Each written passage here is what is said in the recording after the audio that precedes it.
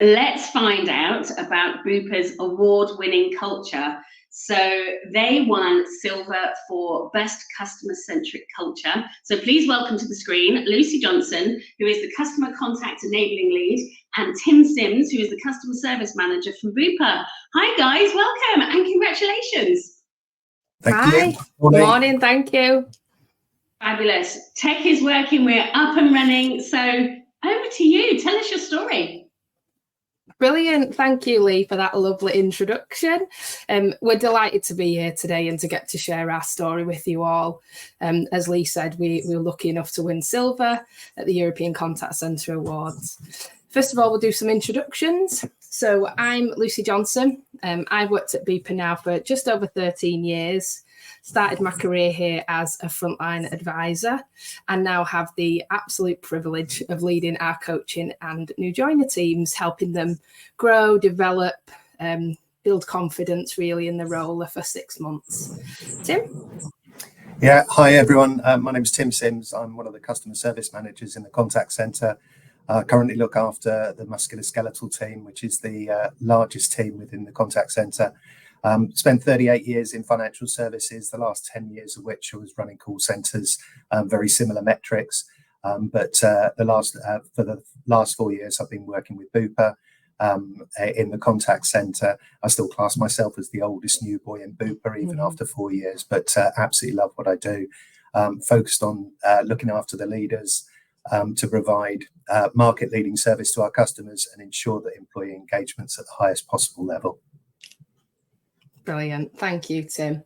So today we'll share with you our Ambition 80 to achieve customer NPS of plus 80, respond to 80% of our customers within 30 seconds, and also to achieve world-class people engagement of plus 80. So most of you in this session probably have heard of Bupa before, but what comes to mind when you hear the word Bupa? It might be private healthcare, it might be price or quality, or it might be blue cube, that's our infamous logo. But for 3 million of our Bupa members, we're a healthcare partner, whether that's from their digital GP appointment, their consultation, the surgery, the therapy that they might need.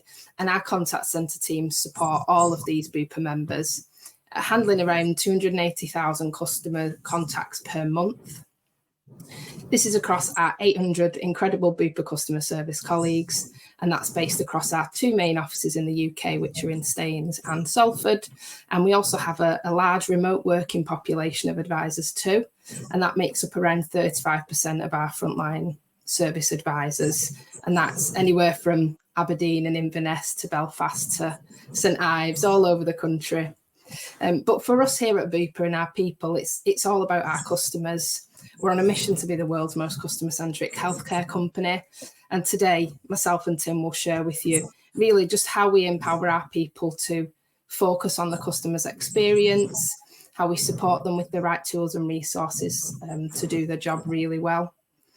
Our purpose, which you can see here on the screen, is to make customers happier, healthier, and to help them live longer lives, all whilst making the world a better place. We know that the health of the planet and the health of our people is intrinsically linked. So it's really important to us that we do that at the same time. And it's this purpose that drives us every single day, every one of our people relentlessly focused on this purpose. It's not just something that's in our literature, that's branded around our offices. It's ingrained in everything that we do from day one when someone joins our business, from our attraction and recruitment processes to the training that we deliver for our new joiners and people, through our coaching conversations, our one-to-one conversations. The customer is at the forefront of everything. It's at the forefront of how we manage performance, how we reward our people as well. And it's this what helps to create this Bupa culture, this thing that we can't really see or touch, but you feel it when you're at a Bupa office or you're part of the Bupa family. A common purpose and aim that we're all working towards. And this is what feeds through to the interactions that our people have with our customers and all the work that we do to enhance that experience and our customer propositions. So today you'll hear from me and Tim a little bit more about how we do that and what we've done in this space in the last 12 months. and as we said, how we won silver at the European Contact Centre Awards. But first, we'll hear from Alex, our Chief Executive, just about what makes us special here. Hi, I'm Alex Perry. I'm Chief Executive of Bupa UK Insurance. So I think what makes Bupa special is our people, and the spirit, the team working, the great care that people at Bupa show over their work, but also over our customers. One of the big developments that we're making at the moment is in the world of digital healthcare. It's completely transforming the support and services that we offer to them.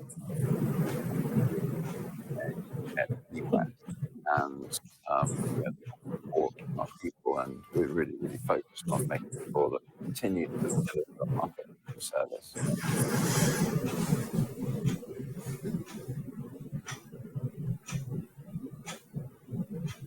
That's it from Alex. So Tim, over to you. Thanks, Lucy.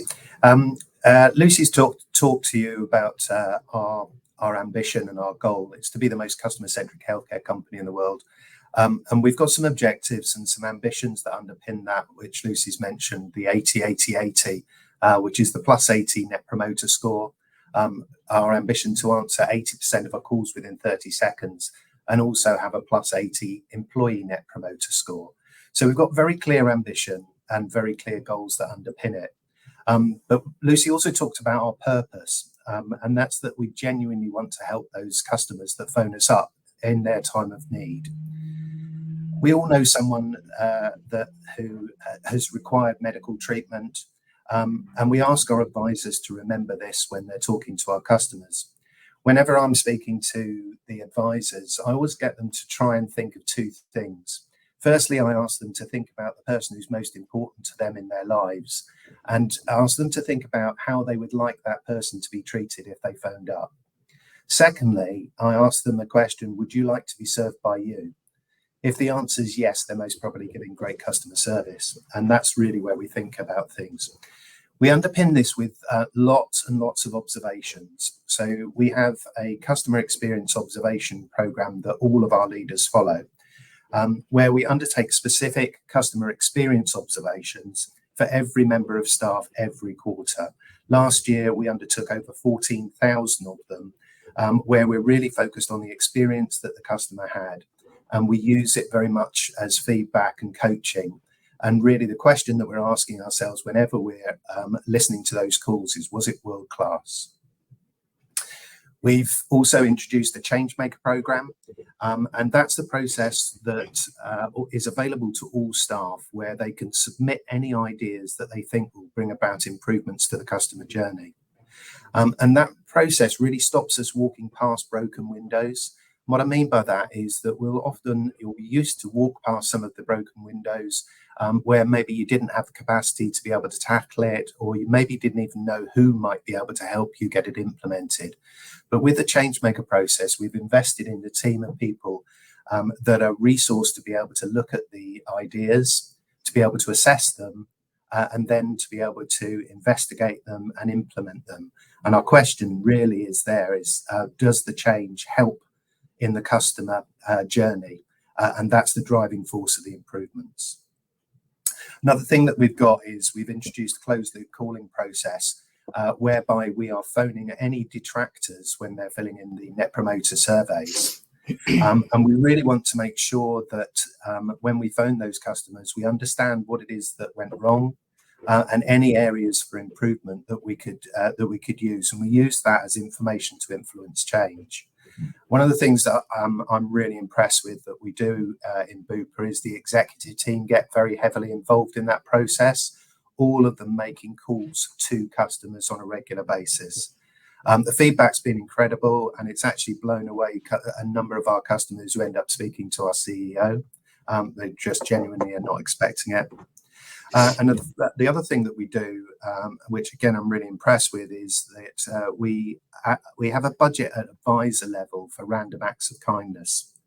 And what we're doing there is we're sending a little something to a member when they've gone through maybe some really unfortunate events or some very difficult times. And we get outstanding feedback from our customers from that little something that we'll send them as a result of the call. They're usually blown away by those little acts of kindness. So there's some of the things that we're doing to help us get to the +80 Net Promoter Score. I'll hand back to Lucy, who's going to talk about our ambition to get to 80% of our calls within 30 seconds. Thank you, Tim. Thank you.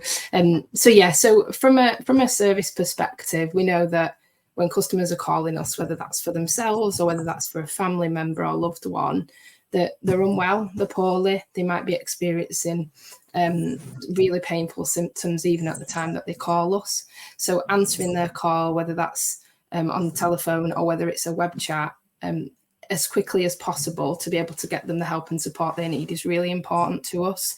And that's why we set this really ambitious goal to answer 80% of our calls within 30 seconds. Now, one of the ways that we're motoring towards that, first of all, is investing in our recruitment and training space. So last year we recruited 519 new frontline contact centre agents, which for context is almost equivalent of the full size of our contact centres pre-pandemic. So it was a mammoth task to do and make sure that these people were the right people, that they were on board with our purpose and our values, that they were able and skilled to be able to do the role, and also deliver that world-class service, as Tim said, with empathy and with efficiency. We've also had a real focus on our early attrition. So for a lot of businesses, early attrition is a real challenge, and that sort of stickiness of a new employee.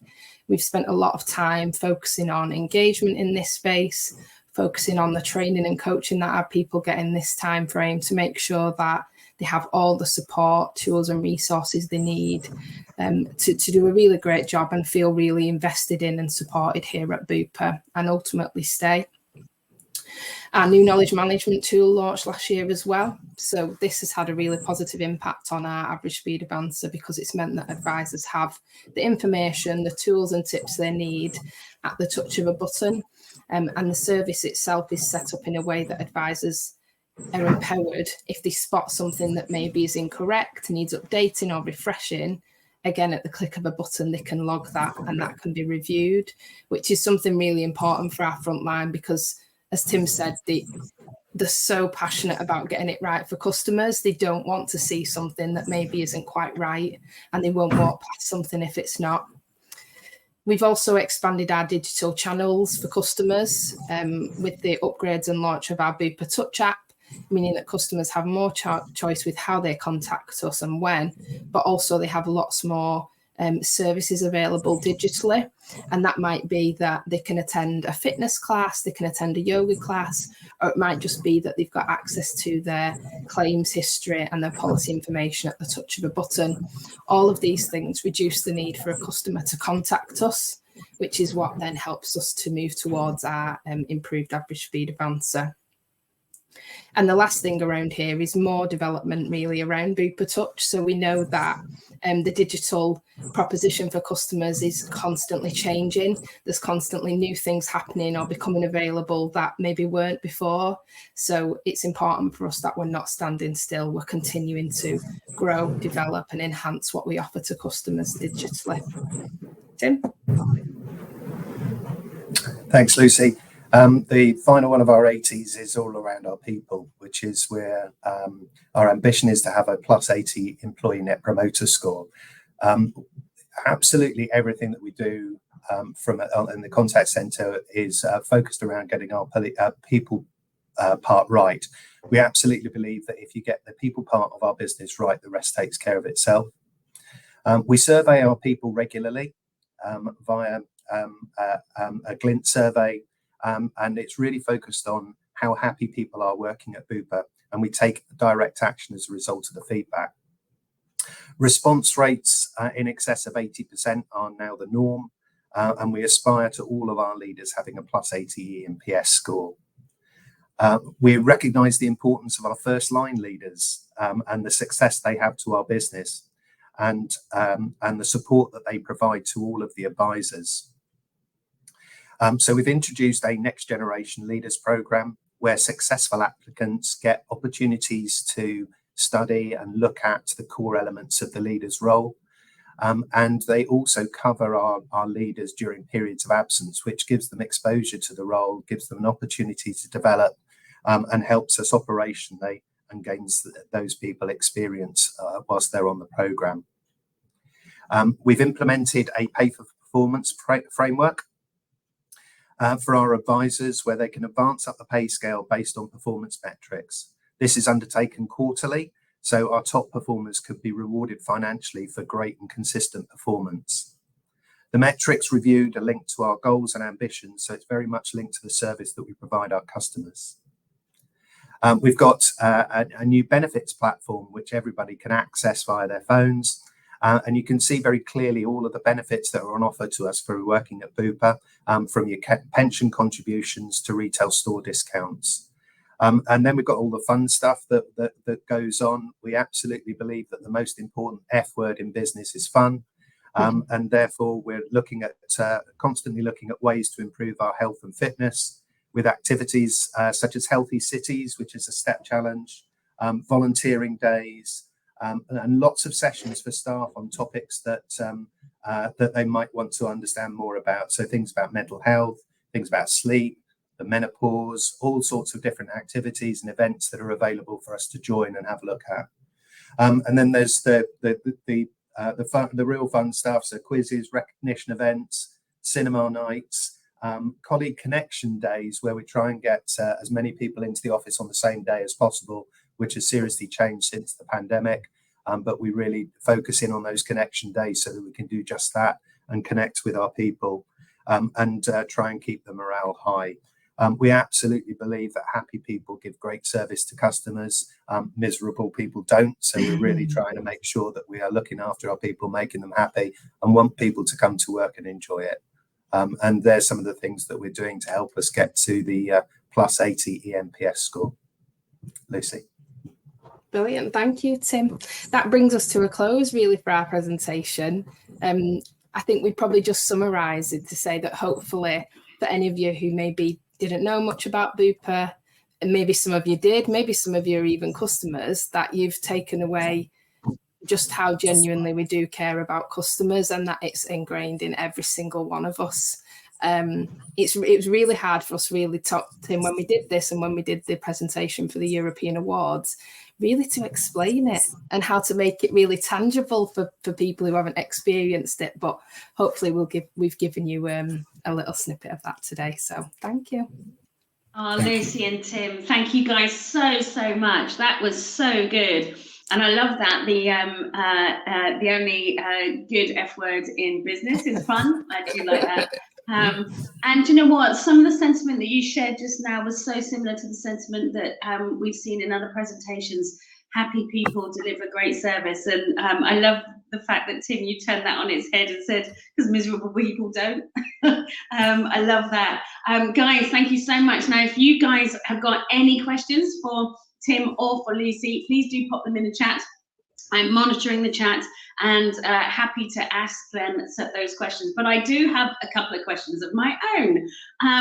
So it's really clear you guys do focus on health for your people and for your customers, which is fantastic. And it's such an incredible North Star for you. How does that actually play out in the day-to-day? You know, when people arrive at work and you're working through the day, how does it play out day-to-day in the contact centre? Yeah, I think it's changed probably like a lot of people experience since the pandemic. You know, you're not physically in front of everybody as you were previously. So we've spent a lot of time really supporting our leaders to make sure they're connecting in the same way that they did before. You know, checking in with people when they come in, making sure they say morning to everyone. Little things that are easy to forget when it's so busy and you're not physically in front of someone. In terms of the health for our people, I think we all know that, like Tim said, you know, if someone's happy, they'll deliver great service. If someone is well, they were more likely to be happy and deliver great service. So the support that we give our people in terms of the access to different tools and resources, like Tim said, menopause support, you know, men's health support, parents and carers support, all those sorts of things that could be impacting on someone's ability to come in and do a great job. we're there for financial support, all those sorts of things, because it all does impact on your work. Don't know, Tim, if you'd add anything else on that. Yeah, I think the other thing that springs to mind for me is making sure that people understand the why. That's massively important, and making sure that everyone understands what we're doing, why we're trying to do it. And when people understand the why, they're much more likely to follow it. So we spend a lot of time talking and communicating with people about what's coming up, what changes are happening.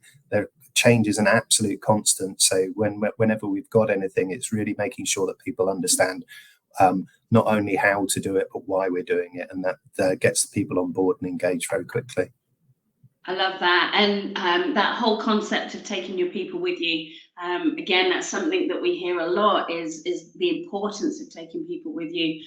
It makes that change so much easier, so much smoother when people understand. So what's next? Where are you focusing your attention today? Well, we're focusing on those 3 pillars. So those ambitions are really lofty ambitions, I think is probably the right word, isn't it, Tim? So everything we do every day, every piece of work, every action is driving us towards those things. Yeah. So making sure we've got stable, consistent service, answering customers' calls under 30 seconds, making sure our people are engaged. We've just finished our temperature glint check, which we scored +81 at, which we are delighted about. So lots more work to continue, making sure we maintain those ambitions, really, and do more. I think the customer has changed. Whatever the industry you're in, what the customer wants, what the customer expects has completely changed. Incredible service today is not what incredible service was 5 years ago. The standard is much higher now, which is great for us. We love a challenge, Tim, don't we? So anything we can do to keep trying to reach that is incredible for us. I think some of the health pathways that we look at to try and get people access to the right person very quickly and give some guarantees around how quickly someone can get their treatment. So if you take something like the prostate pathway that we have, if someone identifies symptoms of those, we can get them to see someone within a very short space of time and their treatment start incredibly quickly. So we're really always looking at ways that we can speed up that process, particularly around diagnosis and treatment. Again, letting everyone know what that pathway is, how we can access it for our members, and really talking about those sorts of things. But I think it's a relentless focus on each of those 3 pillars, and if we get all of those bits right, we'll achieve our ambition. We're absolutely convinced of it. I have no doubt. And one of the things that I love about the Bupa brand, and the more I learn about the contact centre is, and for me, this is where you guys are a beacon, is having those open conversations about prostate cancer, about menopause, about mental health, because you're having those conversations with your customers. So it's much less of a natural taboo subject. And therefore, I do see you guys as a real beacon of being able to really blow that open and have those conversations quite openly, quite comfortably, and clearly this has contributed to you guys winning silver at the European Contact Centre and Customer Service Awards, which, congratulations, that's amazing. We know, and especially customer-centric culture, that's a highly competitive category. What did it feel like winning silver? I have to say, I was a little bit gutted it wasn't gold, in all honesty. But yeah, incredible when you think about how many companies enter the awards. To be a finalist is incredible. So yeah, to get silver, we were delighted, Tim, weren't we? And got to see Bucks Fizz at the awards. You got to see Bucks Fizz. So go on, Tim. I was going to say, totally agree. I'm one shy of what we really wanted, but that's it. That just drives you on to work harder and do more. Yeah. So we'll keep trying to win. Oh, absolutely. And do you know what? I was chatting to a gold winner, and they had been going for gold for several years. and they kept making the changes, kept using the feedback, and they got gold. So I think you're right. It does drive you to keep going and to keep developing and keep growing and moving forward. So no, that's really good. So how did you celebrate your win, and what impact did it have on the team? On the actual awards night, we were there, Tim, weren't we? Which was incredible. And we had lots of our frontline people there. So we really try and make a conscious effort with any sort of awards evening that it's not leaders and team managers and stuff, like it's the frontline who are doing the day-to-day, who go, which was fantastic for them to be able to see all the brilliant other competitors there and to be awarded silver. I think for us and for the front line, it just sort of confirms that we're going in the right direction. You know, it just confirms that the hard work that they put in every day, some of the difficult conversations that they have with customers, some of the upsetting conversations, they are making a difference, and they're recognised for that, which is amazing. Is amazing. Yeah, I also think that with some of the conditions that we look after, our advisors do that day in, day out, call after call after call. It might be something like cancer treatment. And so they sort of take for granted what they do in some respects. So actually explaining, almost like this presentation, why we entered, why we think we deserve it, and explaining that to our people who just sort of take it for granted that that's what they come in and get employed to do. It really puts it into context for them that actually they're doing a fantastic job every time that they help someone that phones up that needs us. But that's just the job for them. But you just need to sort of really explain what it is and why we felt that we deserved the award. And I think people were incredibly happy that we'd entered and achieved the silver, but all would have wanted gold. Yes, and I completely get that. And but with all these things, I think just being nominated, recognizing the amazing work that you're doing, becoming a finalist is incredible in these awards. So yeah, getting silver is just outstanding. What advice would you give anyone that is looking to enter the X's this year? Maybe Tim and then Lucy. Tim, what advice would you give? Stand by your purpose, believe in it, and take your people on the journey, because if your people don't do it, you'll never get there. So I would always start with the people first. You've got to have great people to give great service, so help them be great. But have a very clear ambition, a very clear goal. If you've got that, you've got clarity of your goal, you'll have clarity of direction, and then just keep following it and believe in it. Love that. Thank you, Tim. Lucy, what advice would you give? I think for me, it's making sure that it's not just something you say. It's not just something that you sort of pitch to new customers or new clients. It's got to be from day one, from your attraction of employees, regardless of the level, right the way through to when someone exits the business. It's got to be ingrained, your purpose, in everything that you do. Every conversation, every leader has to truly believe in where you're going and why you're doing it. So if you can crack that, you're onto a winner. Love that. And I know that that's one of the things that's really important at Bupa is your purpose. We talked about Great North Star, but your purpose is really clear, and you guys are absolutely living it. Lucy and Tim, thank you so much. Congratulations on your silver win for your best customer-centric culture at the European Contact Centre and Customer Service Awards. Thank you so much for being here and sharing your story. Thank you. Pleasure. Thank you so much. Take care.